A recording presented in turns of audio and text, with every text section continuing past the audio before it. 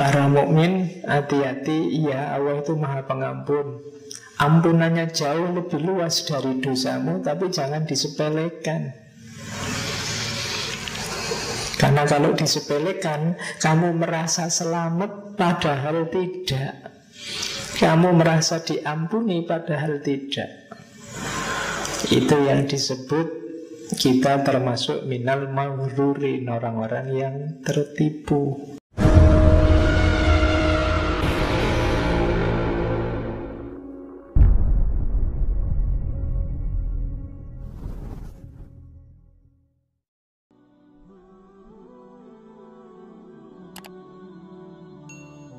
Yang pertama, ketertipuannya orang kafir. Ada dua yang menipu. Yang pertama, orang kafir itu tertipu oleh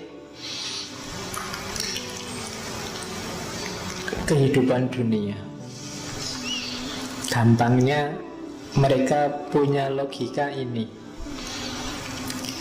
senang di dunia itu lebih nyata, lebih konkret, lebih masuk akal daripada senang besok di akhirat yang tidak jelas. Tertipu oleh dunia. Daripada nunggu besok senang di surga apa sumpek di neraka yang tidak jelas, besok kan tidak mesti ini. Kamu kan juga tidak berani jamin besok masuk surga. Kemungkinan masuk neraka sih ada, tapi kalau surga kan kamu tidak berani. Ada yang jelas-jelas senang kehidupan dunia ini, katanya Ghazali. Jadi ini mungkin agak kritik pada filosof-filosof materialis, yang bagi mereka ya hidup itu ya kenyataan ini, yang nyata ini, yang masuk akal ini.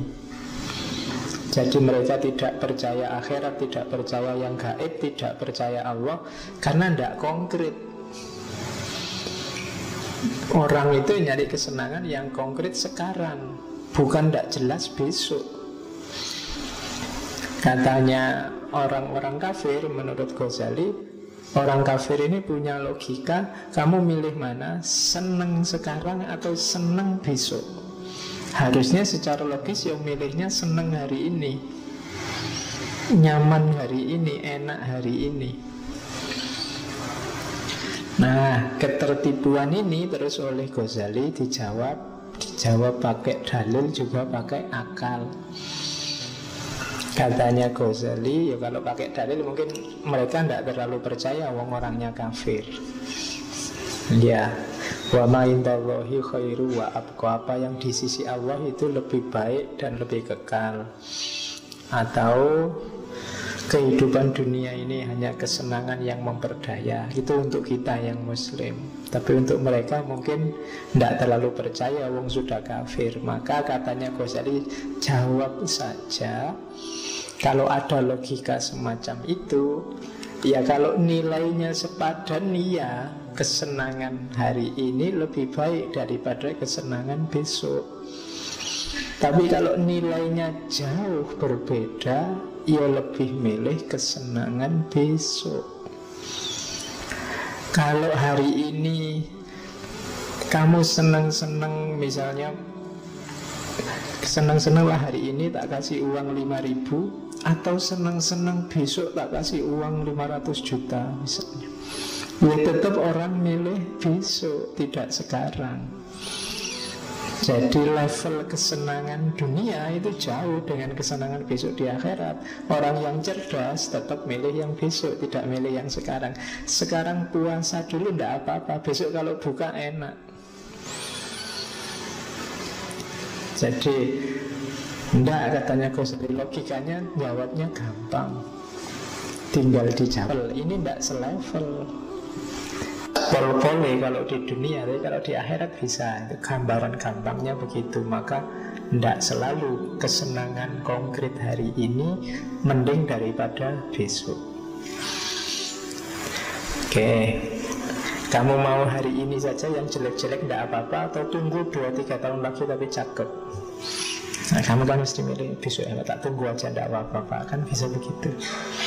Nah, itu logika sederhananya begitu. Jadi orang kafir punya logika ini bisa dibantah. Logika kedua orang kafir, kalau istilahnya Ghazali, tipu dayanya Allah. Jadi orang kafir ini punya logika, tenang saja, Allah itu sayang kok pada kita kalau memang dia ada. Buktinya apa? Hidup kita enak itu, kita maju itu, kita kaya itu, kita tentram itu, hidup kita itu tipu dayanya Allah, katanya Ghazali. Mereka dikasih kesenangan, dikasih kenikmatan, dikasih banyak sekali anugerah. Mereka berkata, Allah benar-benar telah berbuat baik pada kami dengan menganugerahi kenikmatan dunia. Setiap orang yang berbuat baik pada orang lain pasti karena dia menyenanginya. Dan setiap orang yang menyenangi orang lain pasti dia akan berbuat baik padanya. Jadi maksudnya apa? Loh, dibandingkan yang muslim-muslim, kita lebih maju, pengetahuan kita lebih tinggi, negara kita lebih makmur, gampangannya gitu. Berarti kan Allah sayang sama kita. Kalau Allah tidak sayang sama kita, kita tidak akan dikasih yang begitu-begitu. Katanya Ghazali, jawab saja kalau ada ungkapan seperti itu.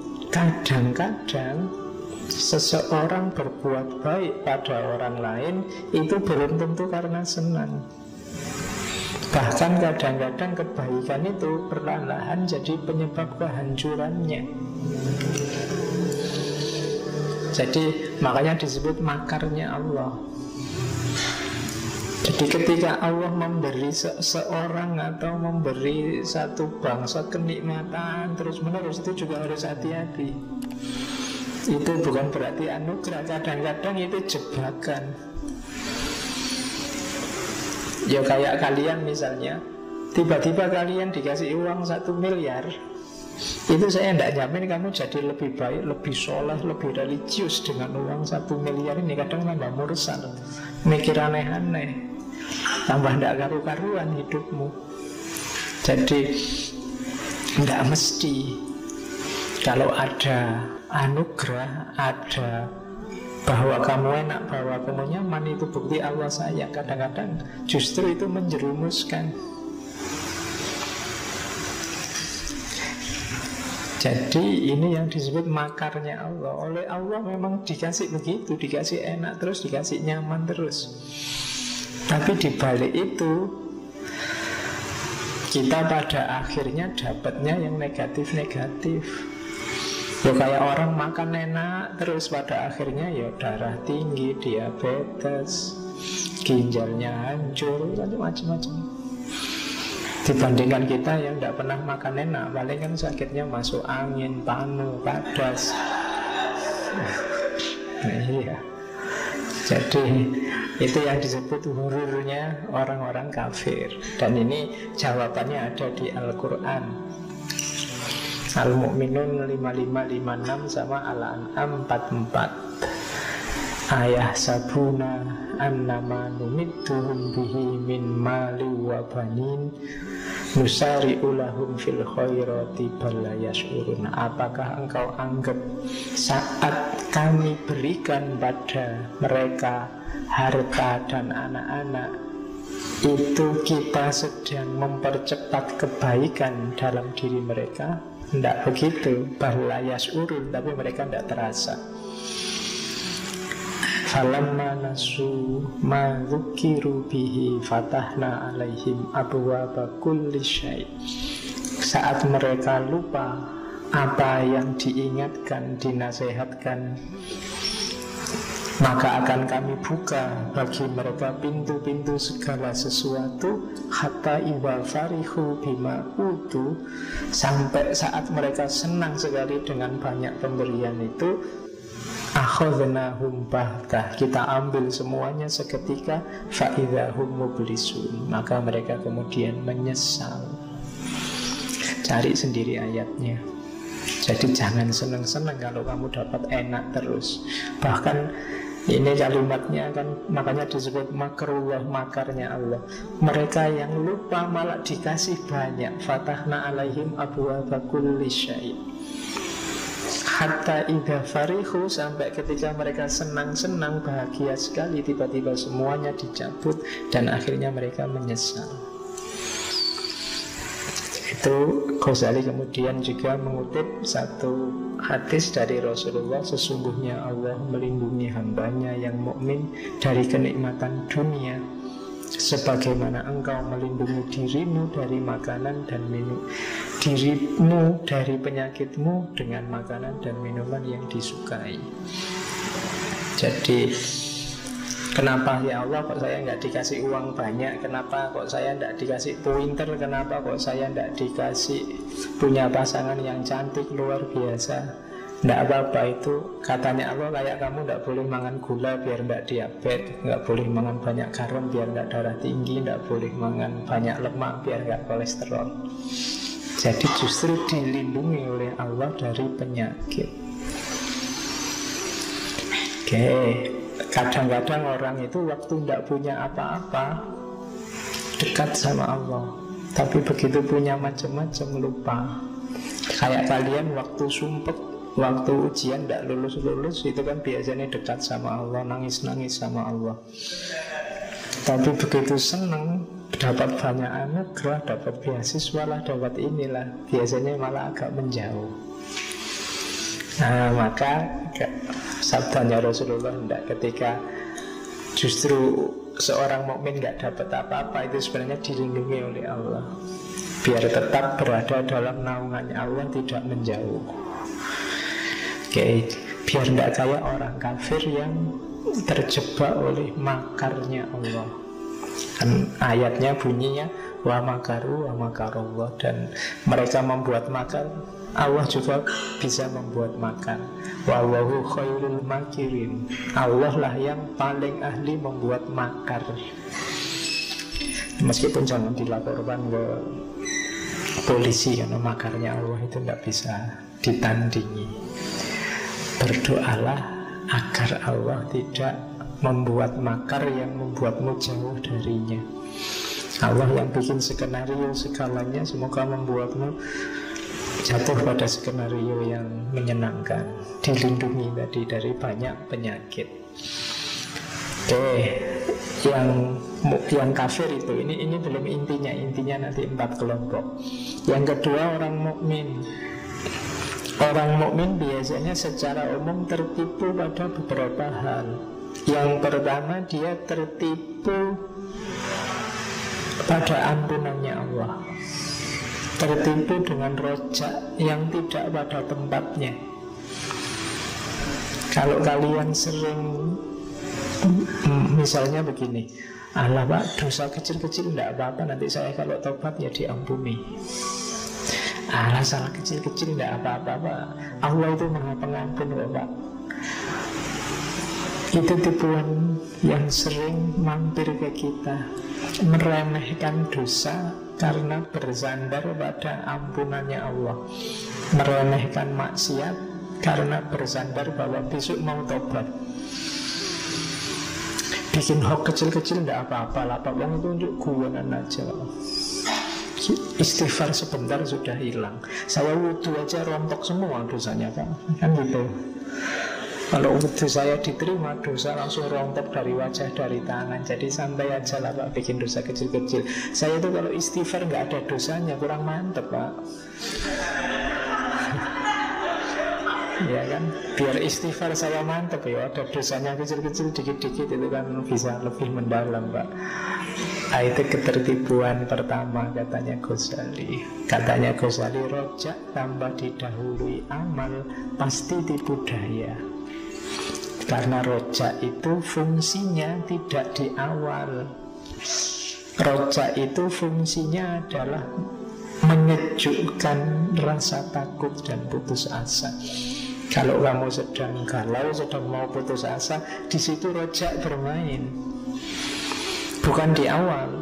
Kalau sudah usaha maksimal, tinggal nunggu nilainya keluar, apa hasilnya keluar, di situ rojak dihidupkan. Kalau sebelum usaha sudah roja, biasanya males-malesan. Karena tenang aja, kalau Allah bantu ya pasti jalan. Itu sumbernya males-malesan. Roja itu untuk, aduh saya kok sudah berusaha keras, rasanya hasilnya kok tidak maksimal ya, tapi insya Allah Allah membantu kok. Itu roja. Jadi tidak untuk menyepelekan dosa kecil atau besar. Jadi para mukmin hati-hati, ya Allah itu Maha Pengampun. Ampunannya jauh lebih luas dari dosamu, tapi jangan disepelekan. Karena kalau disepelekan, kamu merasa selamat padahal tidak. Kamu merasa diampuni padahal tidak. Itu yang disebut kita termasuk minal maghrurin, orang-orang yang tertipu. Ketertipuan mukmin yang pertama. Ketertipuan mukmin selanjutnya, katanya Ghazali, banyak juga umat Islam yang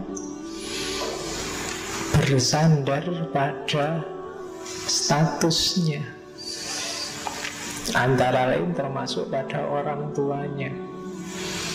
Di situ orang tuaku kan orang soleh, insya Allah aku juga selamat kayak orang tuaku.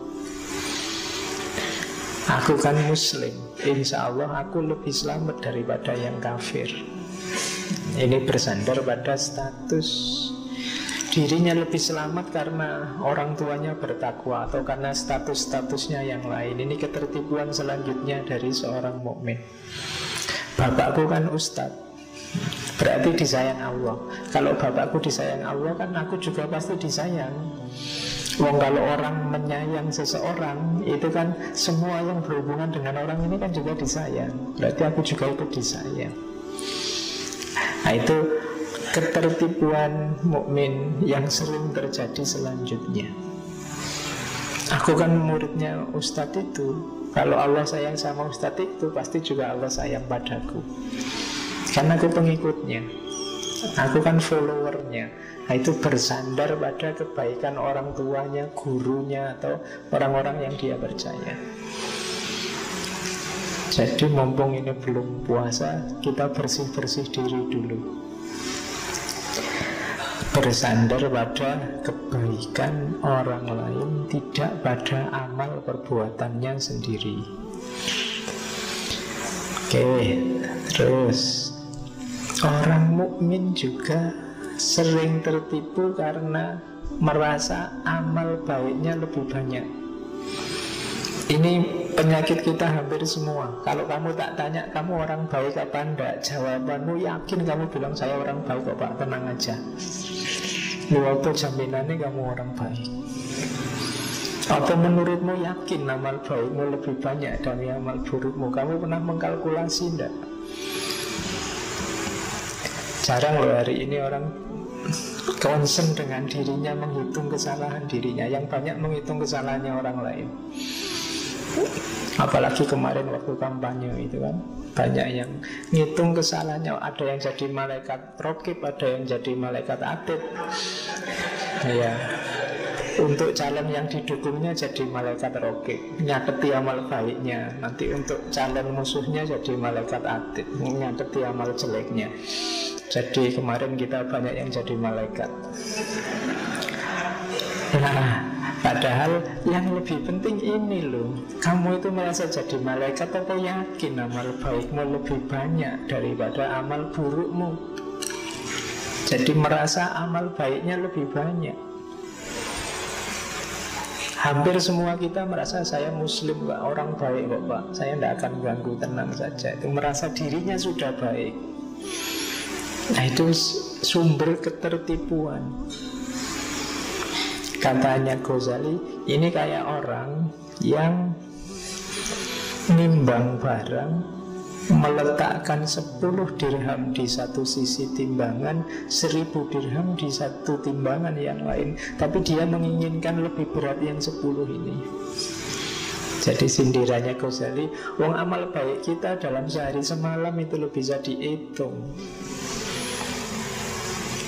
tapi kita merasa lebih banyak amal baiknya daripada buruknya. Kayak orang nimbang, yang satu 10, yang satu 1000, kita inginnya lebih berat di 10-nya. Kalau tidak percaya boleh kamu hitung. Nanti mau tidur coba kamu catat, hari ini kamu melakukan amal baik apa. Itu biasanya jumlahnya tidak terlalu banyak. Terus jejerlah sama hari ini yang menurutmu tidak pas apa. Dalam sehari berapa persen kamu ingat Allah? Dalam sehari berapa persen kamu concern sama tetanggamu fakir miskin? Dalam sehari tadi berapa persen kamu mungkin ingin menolong teman-temanmu yang punya kesulitan? Berapa persen kamu? Itu jumlahnya bisa jomplang. Tapi toh kamu merasa kamu lebih banyak baiknya daripada jeleknya. Nah, itu sumber ketertipuan secara umum. Oke, yang ketiga, ini lanjutannya tadi. Orang mukmin itu mudah tertipu karena menghitung amal baiknya saja, jeleknya tidak dihitung. Ini lanjutannya tadi. Seperti orang yang setiap hari bertasbih dan berzikir ribuan kali, ini seolah-olah sudah baik, tapi suka menghasut dan berkata jelek yang tidak diridhoi Allah. Katanya Ghazali, ini tertipu. Kenapa? Memelihara lisan untuk tidak berkata kotor itu lebih penting daripada membaca tasbih. Jadi kita sering terjebak yang semacam ini. Pak, saya tiap hari itu membaca sholawat 1000 kali, tapi nanti keluar sebentar ke sana, temannya dipisu-pisui semua, dimaki-maki semua. Katanya Ghazali kebalik. Jadi menjaga mulutmu itu lebih utama daripada mengeluarkan kata-kata baik dari mulutmu, katanya Ghazali. Timbangannya tidak imbang. Cuma kita sering mengukur yang baiknya kita ini. Saya Pak, sehari itu biasanya sholat sunnahnya lengkap ditambah tahajud, kadang-kadang ada puasanya. Tapi setiap kali kamu keluar, kamu bikin gara-gara, bikin rusuh, bikin orang marah semua, nggak imbang. Dosanya itu Senin Kemis loh Pak, tidak pernah putus. Dengan itu terus disimpulkan dia orang baik, belum.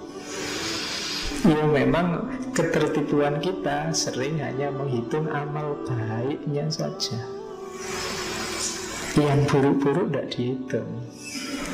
Kebalik. Cuma ini untuk kita ya, dirimu sendiri masing-masing untuk muhasabah. Jangan nuding orang lain.